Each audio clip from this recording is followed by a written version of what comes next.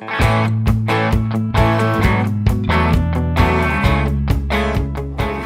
This is our project for this weekend, or this week. Got this little go-kart here. The tires are good, they hold air. It's got a 5 horsepower Tecumseh motor on it, and it does run, but it's got a couple issues. It needs a fuel line. As you can see, I got a spare carburetor on there.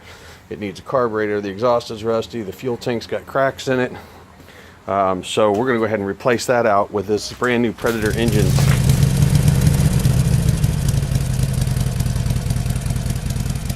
Okay, maybe it doesn't sound exactly like that.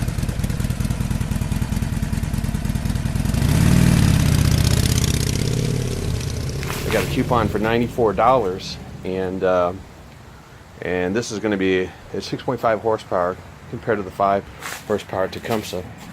And so what we're going to be doing is a couple videos of this. We're going to stretch this. Make it a little bit longer, maybe add like 6 inches to it. Change the motor out, and we're going to change the pedals a little bit. With the stretch, we're going to have to change all of those things. So, and I got a new chain here, and hopefully I can reuse the governor here, or the slipper clutch. Be pulling that off and putting that on the new engine. So that's the project that we're doing right now, and I'll show you how it's all going to come together. I've got the bolts out of the engine now, and I've got to disconnect the throttle right here and get that disconnected, and then we'll take it over here, put it on the bench, and we'll work on getting this slipper clutch off.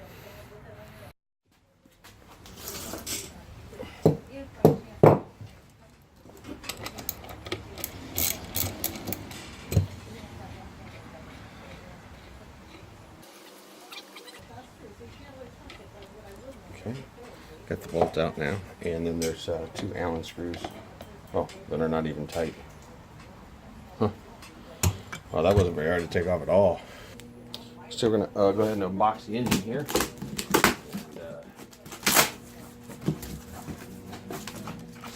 Kind of dry fit this thing, see how it fits. All right, the Harbor Freight $95 gas engine. I purchased one of these before, and it was went on a tiller, and I've used it 5-6 times. Starts perfect. I don't have any problems with it.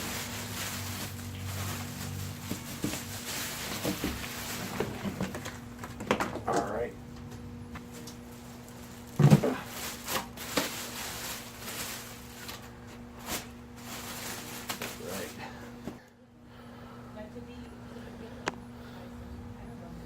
Alright guys, so we've got the shaft here, and this is the centrifugal clutch here, and it's got a keyway, and here's the key that came with the engine, and it's going to be a little too long for this, so I'm going to have to cut the key down a little bit, and then it's got a set screw to hold it and another set screw. So we'll get the key cut down to the right size, and then we'll get this installed. And I've installed one of these engines before, and the one thing that is a little frustrating is that it does not come with a bolt for the end, and it is tapped. Let me see here. It's a standard thread. It's American thread. It is 5/16, which would be common. However, it's a fine thread, 5/16. Well, I got a grade 8. I believe that's a grade 8 bolt. And I'll get some washers to put that on there to hold it from flying off. That's how it originally was. So I'll get working on this key. I don't know if you can see this. I'll try to show you. The keyway.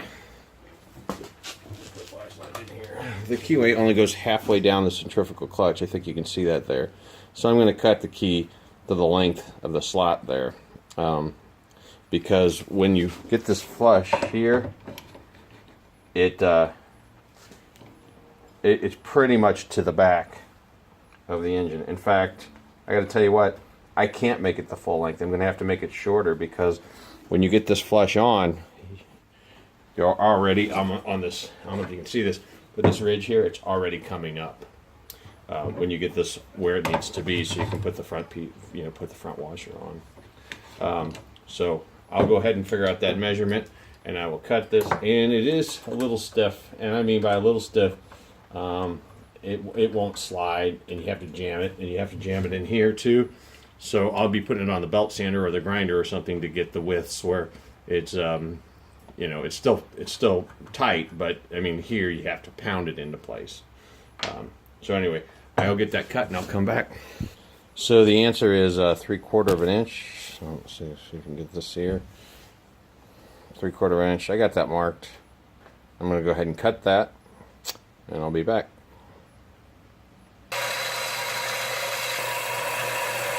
Okay, so here I've got the piece. It's at 3/4 of an inch, and I'm going to go ahead and grind one edge of it, so I don't have to jam it in there. Okay, I've just used the sander, and I did this edge here, and it's still just a little bit too tight to go in there. It appears I got one side more than the other, so I'm going to do a little bit on the other side, and I'll be right back. Okay, I've got a little bit on the other side now. This thing gets hot. Man, does it get hot. Whew. Hot, hot, hot.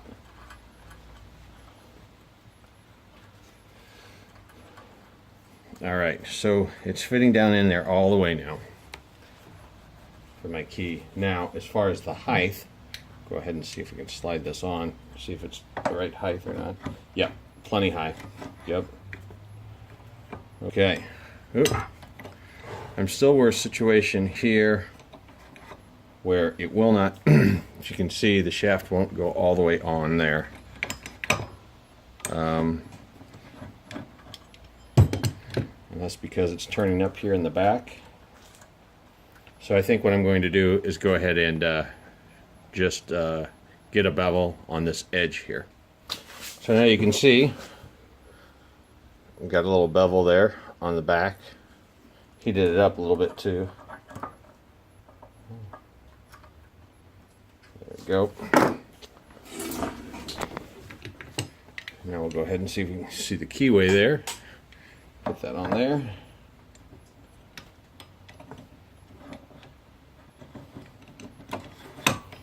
There we go. Now we got it where we want it to be. And so there's two set screws. One goes right on top of the keyway, and the other one is to the side. So I'm going to see if I can rotate the engine so you can kind of see where that keyway goes. Oh, that's rotating the engine. Let me give it a little pull around. Oh, probably too much.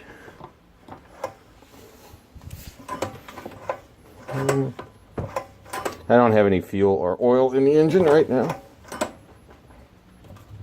Oh, compression stroke. Okay, I think you can see the keyway there. There it is. Okay. And I'll get that pretty much just straight on. And then I'll get my key. So anyways, one of these is right on top of the key, and the other one is on top of the shaft. And I got these both tightened up right now, and it's flush with the front. So now I'm going to go ahead and get that screw and a washer for the front side. Alright, so now I have my bolts, and I've got a washer on there, and I've got a split washer, and we'll go ahead and tighten this up. As I mentioned before, it'd be really nice if this came with the right bolt. That's this one's 1 1/4.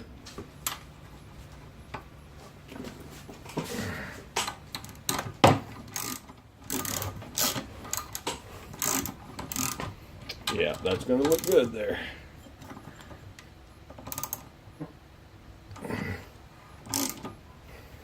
Okay, now I got to hold the shaft somehow and get that thing tight. There we go. Now we got our centrifugal clutch mounted, and we still need to put oil in the engine. And you notice this engine has dipsticks on both sides. I mean, fills on both sides. And it does not come with oil, but there is an oil residue, so it's like they do test it with oil. There's a drain here. Oh, let's turn that up so you can see it. There's a drain here, and there's one on the other side of the block as well. Okay, and this is the on-off switch. Okay,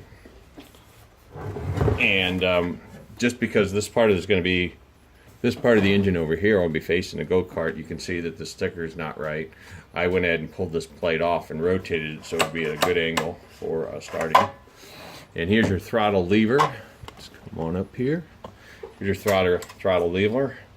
This is kind of interesting because it's got a spring, but the spring actually doesn't return to close, which is a little odd here. It only gets close to close. That's full throttle, and then you got to push it to go back. Now, okay, yep. Here's the muffler. There's the air intake, and I'm going to zoom up here and show you some of these features in here on this engine. Spark plug. Let me move this because it might make it easier for you to see here. Okay. So there's a nut here. This is the throttle lever. Now, like this, it's almost free floating, but this has got a compression nut on it, so you can tighten it, and so wherever you set the throttle, it will hold, or you can loosen it, and it's free. Because I'm going to be using this spring on the throttle on the go-kart, I've loosened it up. Maybe it needs to be loosened up a little bit more, and that's why it doesn't return. But I don't think so, because the spring runs out of tension about here. So I don't think it's loose enough. I just don't think that that's a really good design. I'll have to come up with an alternative way to get that to return.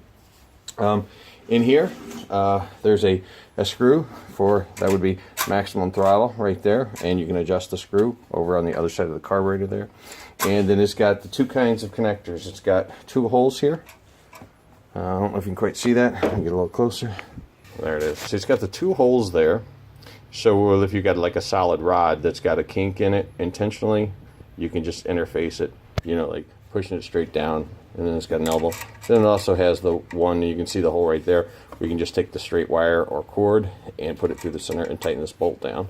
So it gives you both options. And then over here, there's the cable tie down right there that you can just get to. Overhead valve. And that's a lot of times on these engines you see plated steel. That's actually a cast part right there.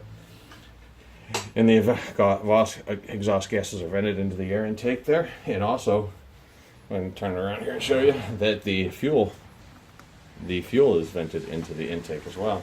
So let's take a look at the filter here. It's just got stamps on here. It's not a paper filter. It's a sponge filter. Let's see if there's a paper filter inside or what we have here. But that looks like a pretty decent filter here. It is a, make sure you guys can see that. It is a paper filter. Okay. Alright, so on this side, here's your choke. This is the choke start position, and this is the running position after the engine's warmed up. Maybe just run it out of fuel, or the other option would be just, like, again, shut the fuel off, put some stabilizer if you're going to have this thing winterized.